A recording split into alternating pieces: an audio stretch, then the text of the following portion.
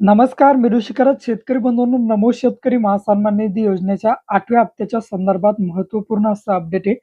खूप सारे शेतकरी बांधवांना आता नमोच्या येणारा जो 8वा हप्ता आहे त्याला मुकावं लागणार आहे.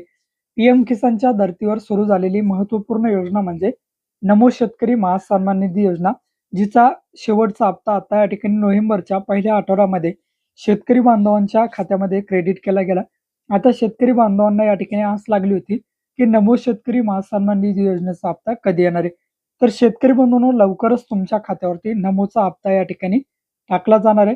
पण त्यापूर्वी कृषी विभागामार्फत तुम्हाला या ठिकाणी आवाहन करण्यात आलेले आहे की 10 जानेवारी 2026च्या आतमध्ये तुम्हाला तुमचा आधार सीडिंग आणि फार्मर आयडी या ठिकाणी काढून घ्यायचा आहे. पीएम किसानच्या जर लाभार्थी यादी बघितली तर जो नोव्हेंबरमध्ये हप्ता आला त्यासाठी 90 लाखांपेक्षाही जास्त शेतकरी पात्र करण्यात आले होते आणि जवळपास 2,26,000च्या आसपास शेतकरी अपात्र करण्यात आलेले आहे. आता हे जे अपात्र केलेले शेतकरी याचे कारण काय? एक तर म्हणजे आधार सीडिंग आणि दुसरं म्हणजे या ठिकाणी फार्मर आयडी.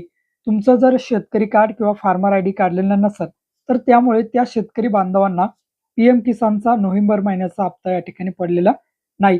तेच आता नमो शेतकरी महासन्मान निधी योजनेच्या बाबतीत सुद्धा होणार आहे.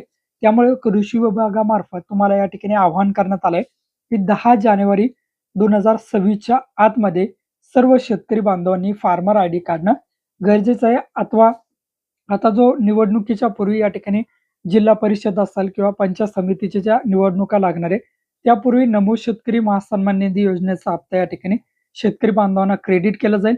त्यामुळे लवकरात लवकर फार्मर आयडी आणि आधार सीडिंग काढून घेण्याचं आवाहन कृषी विभागामार्फत या ठिकाणी करण्यात आले. नमोच्या हप्त्यासाठी जवळपास शेतकरी बंधूंनो या ठिकाणी 1800 कोटींचा निधी या ठिकाणी लागणार आहे. त्यासाठी हिवाळी अधिवेशनामध्ये या ठिकाणी पुरवणी मागणीद्वारे या ठिकाणी ही रक्कम सुद्धा या ठिकाणी मंजूर केली जाणार आहे. येणाऱ्या निवडणुकापूर्वी तुमच्या खात्यामध्ये नमो शेतकरी महासन्मान निधी योजनेचा हप्ता टाकला जाईल. त्यापूर्वी शेतकरी बंधूंनो, तुम्हाला फार्मर आयडी आणि आधार सीडिंग काढणं गरजेचं आहे. फार्मर आयडी नसेल तर तुम्हाला पीक विमा असेल, नंतर या ठिकाणी तुमचं पीक कर्ज असेल, कर्जमाफी असेल, यासारख्या विविध योजनांचा लाभ तुम्हाला या ठिकाणी मिळणार नाही. त्यासाठी फार्मर आयडीवर कंपल्सरी तुम्हाला करण्यात आली. लवकरात लवकर तुम्हाला तुमची फार्मर आयडी काढली नसेल तर काढून घ्या आणि त्यानंतर तुमच्या खात्यावरती नमो शेतकरी महासन्मान निधी योजनेचा हप्ता जमा होईल. यासाठी जवळपास 2.5 लाखांच्या आसपास शेतकरी बांधवांनी अजूनही शेतकरी कार्ड काढलं नाही. त्या बांधवांना कृषी विभागाने या ठिकाणी डेडलाईन दिली.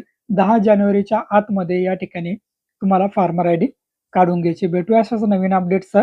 जय हिंद.